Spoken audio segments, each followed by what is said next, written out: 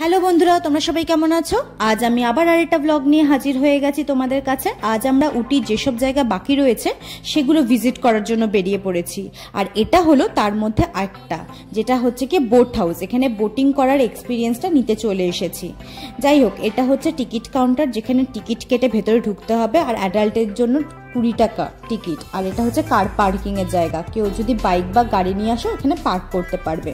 তো আর সময় নষ্ট না করে টিকিট কেটে আমরা ভেতরে ঢুকে পড়লাম। ভেতরে ঢুকতেই সবার প্রথমে চোখে পড়লো মানুষের ভিড়ের ঠেলা।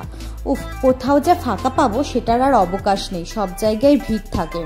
তো সেই ভিড় উপেক্ষা করে চারিদিকের পরিবেশে চোখ বুলিয়ে তাকাতে তাকাতে হঠাৎ একটু দূরে চোখে পড়লো আই লাভ উটি লেখা। সেখানেও মানুষ ভিড় উপচে করে দাঁড়িয়ে আছে ছবি তুলবে বলে।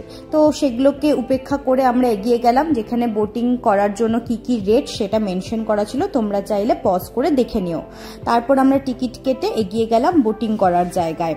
তো সেখানে যেতেই প্রথমে আমাকে আর সৌরভ না, সবাইকেই লাইফ জ্যাকেট পরিয়ে নিল। এবার বুকে একটু ভয় নিয়ে বোটিংয়ের উদ্দেশ্যে পাড়ি দিয়ে ফেললাম। আর এই তীব্র রোদে আর ঝকঝকে পরিবেশে বেশ কিন্তু সুন্দর লাগছিল বোটিং করতে। বহু ছোটবেলার এক্সপিরিয়েন্স যেন ফিরে এলো।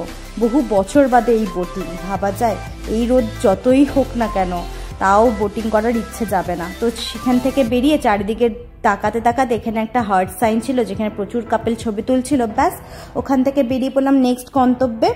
আমাদের নেক্সট ডেস্টিনেশন ছিল virgin earth, the bird kingdom. এখানেও আসলে টিকিট কেটেই ভেতরে ঢুকতে হয়। টিকিটের প্রাইস ছিল 20 থেকে 30-এর মধ্যে, ঠিক খেয়াল নেই। তো যথারীতি টিকিট কেটে ভেতরে ঢুকতেই চারিদিকের পরিবেশটা দেখে আমার মনে হলো যেন পুরো স্বর্গ। এত সুন্দর করে জায়গাটা সাজানো, পাখিদের কিচিরমিচিরে ভরে উঠেছে চারদিক। মানে এত সুন্দর করে যে এই কনসেপ্টটা করেছে সেটা মানে ভাবার বিকল্প আর কি বলতে পারো। অদ্ভুত সুন্দর গাছ, প্রচুর রকমের পাখি। হাতে একটু সৌরভ খাবার নিতেই প্রত্যেকটা পাখি উড়ে এসে জুড়ে বসলো। আমারও সেম 3টে পাখি একসাথে চলে এসেছিল। আর অদ্ভুত অদ্ভুত রকমের সব পাখি, কাকাতুয়া থেকে শুরু করে কি না আছে, নানা রকমের টিয়া, অনেক কিছু।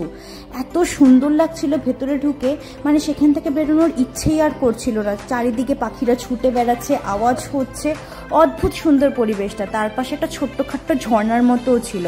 আর তার সাথে লাগোয়া ছিল হচ্ছে গিয়ে মাছের একটা পুকুরের মতো, যেখানে মাছেদের খাওয়ানো হচ্ছিল। তার সাথে সৌরভও খাওয়ালো, আমিও তাই করলাম। আমি সাজেস্ট করব, কেউ যদি উটি ঘুরতে আসো তোমরা প্লিজ এটা জায়গাটা ভিজিট করো, অদ্ভুত সুন্দর। ব্যাস, আমাদের হয়ে গেল আজকের মতো। নেক্সট ডেস্টিনেশনের জন্য বেরিয়ে পড়েছি, সেটা আসবে নেক্সট ব্লগে।